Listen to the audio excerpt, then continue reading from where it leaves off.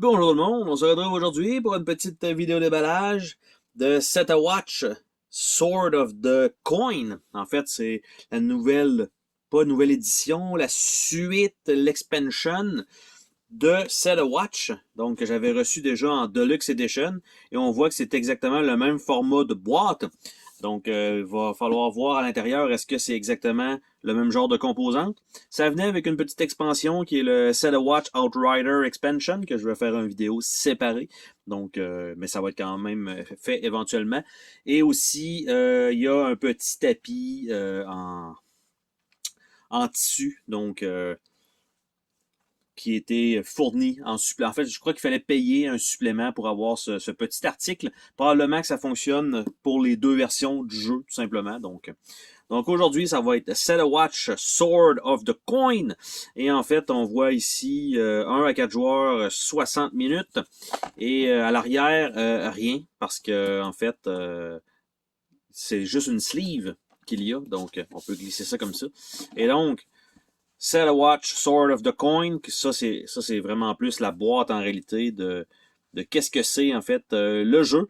Donc j'ai pas joué encore au premier malheureusement, il est dans la pile des jeux à jouer et quand on reçoit une expansion d'un jeu qu'on n'a toujours pas joué, on se dit ça commencerait à être le temps peut-être de y aller. Donc en fait normalement le jeu avec la boîte, c'est que il y a un petit aimant ici. Et ça permet de jouer avec la boîte en plus. Donc, ça sert de plateau en même temps. Le premier était exactement pareil, je parle. Le principe, c'est peut-être pas exactement les mêmes choses aux mêmes endroits, mais le principe est le même. Donc, par la suite, qu'est-ce qu'on a? On a le livret d'instructions. Donc, qui a l'air d'être assez épais quand même.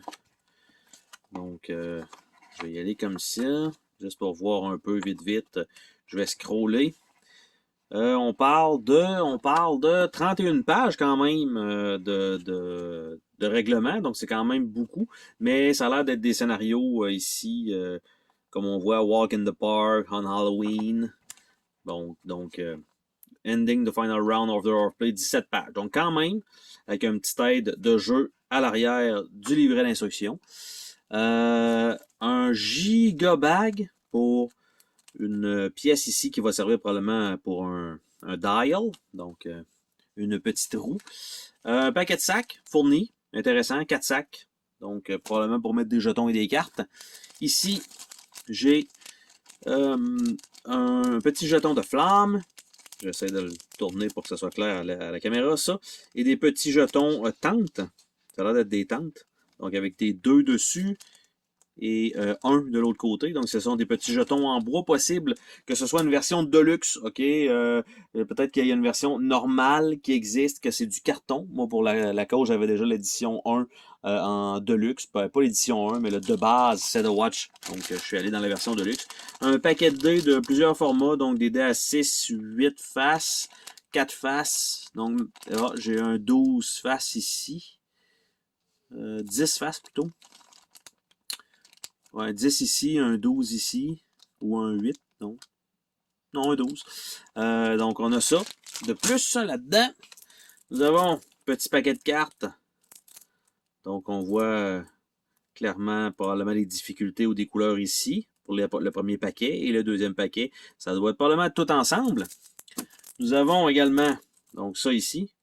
Donc, un autre paquet de cartes avec plusieurs trucs. Donc, on voit que ça va probablement ici. Bref, sur le plateau de jeu. Nous avons un tas de cartons. Donc, ici, des 1, je ne sais pas si c'est des pièces ou quoi. Ici, on a le dial, donc, qui est Artificer Staff. Puis, probablement qu'il va falloir mettre ça en dessous avec le chiffre qui va apparaître tout simplement à cet emplacement-là. Par la suite, qu'est-ce que c'est que ça? OK, ici, il y a un Location, Unused, puis la Horde. Et ça ici, ça semble être des personnages. Donc, qui sont ici. Allez, viens-t'en! Donc, le marchand. Recto verso, je suppose que c'est personnage féminin, personnage masculin. Donc, ce que vous entendez, évidemment, c'est le chien qui se promène. Donc, le marchand.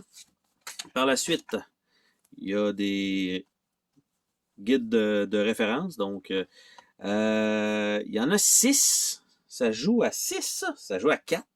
Donc, je supposais. Et voilà. Donc, ça, c'est effectivement ça le truc. Donc, nous avons la sorcière, le witch. Nous avons The Heretic. Nous avons le Bounty Hunter. Nous avons le Barbarian. Nous avons le Monk. Nous avons l'artificier. Et on retourne à la Witch. Donc, probablement les plateaux, je suppose des plateaux de personnages ou des plateaux de boss. Aucune idée. On va regarder rapidement, donc, ensemble, les mini-cartes. Je déballe ça sur le side. On entend bien ça. Donc, on a ça ici comme ça. Ça a l'air d'être des petites cartes de boss. C'est à peu près ce que je pensais. Donc, toutes les cartes qui étaient colorées. Donc, on voit ici, ce sont des cartes pour le personnage qui est probablement le genre de barbare, donc des expertises. Donc, c'est ça qu'on a ici tout simplement. Donc, premier personnage, ici c'est la witch qu'on voit. Donc, j'aurais pas besoin de montrer l'autre côté parce que j'allais pas dire c'est exactement tout le temps pareil, c'est pas negate, mais dans un certain côté, c'est le même artwork. Ce sont des habiletés différentes, mais le derrière de carte a aussi du texte, mais là, je pense pas que ce soit nécessaire peut-être de les... Ah oui, je vais vous les montrer des fois que vous voudriez les voir advenant le cas. Évidemment, la version, c'est une version anglaise. Je ne sais pas si le jeu a été traduit non plus en français. Donc, peut-être que oui, mais la version, moi, c'est sûr que c'est la version Kickstarter que j'ai pris. Et tout simplement, ben, c'est des versions anglaises qui étaient disponibles. J'ai lu que le jeu était quand même relativement bien. Par contre, ça serait plus un jeu que je crois être plus efficace en solo que réellement en co-op.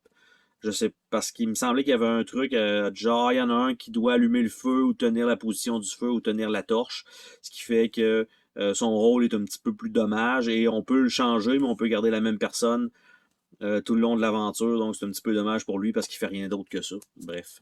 Donc, on a ça.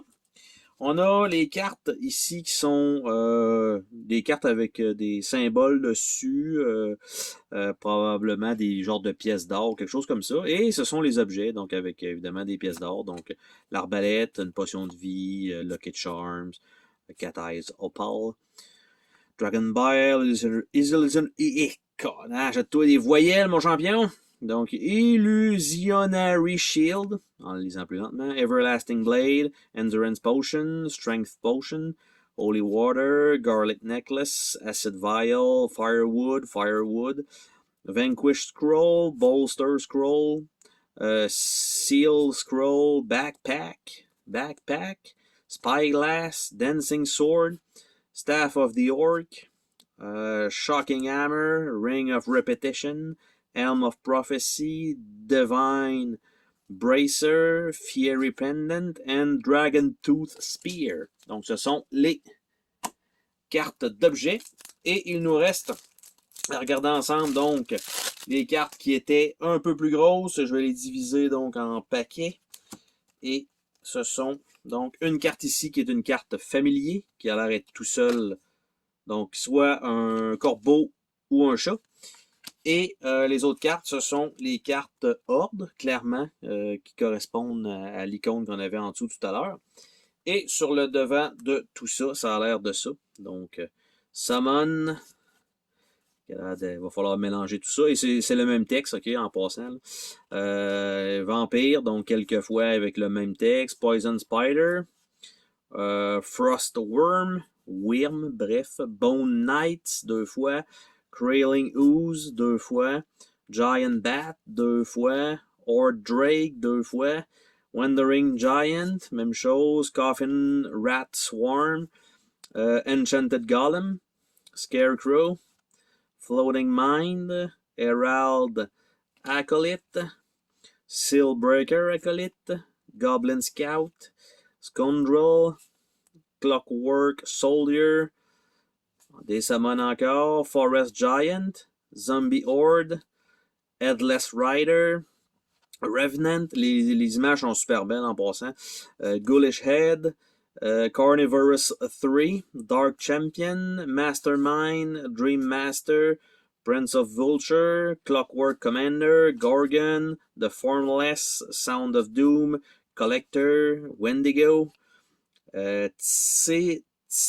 Kelly, Crow Prime et White Demon, qui sont probablement les boss, ceux-là qui sont ceux-là qui étaient en édition unique, donc dans le deck. Et le dernier paquet qui a l'air de ça ici, ça a l'air d'être des lieux en fait. Et effectivement, c'est le cas parce qu'ils sont dans l'autre sens. Donc, Lighthouse, Smuggler's Harbor, Hidden Pass, je ne sais pas si la couleur change quelque chose.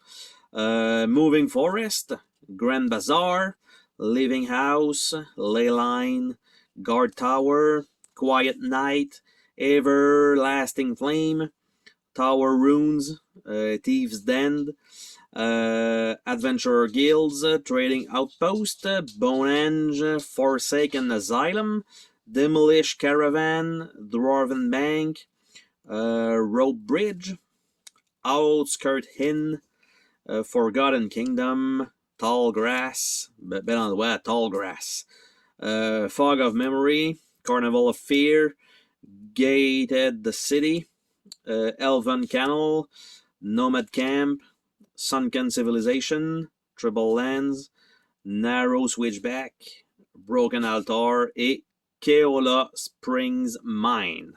Donc, ce sont les cartes disponibles dans le jeu avec son contenu. Donc, je vais juste mettre ça là en attendant, parce que moi, de mon côté, ben, je vais devoir sleever tout ça. Normalement, tout devrait rentrer, je pense, facilement. On peut voir ici à peu près les composantes dans la boîte.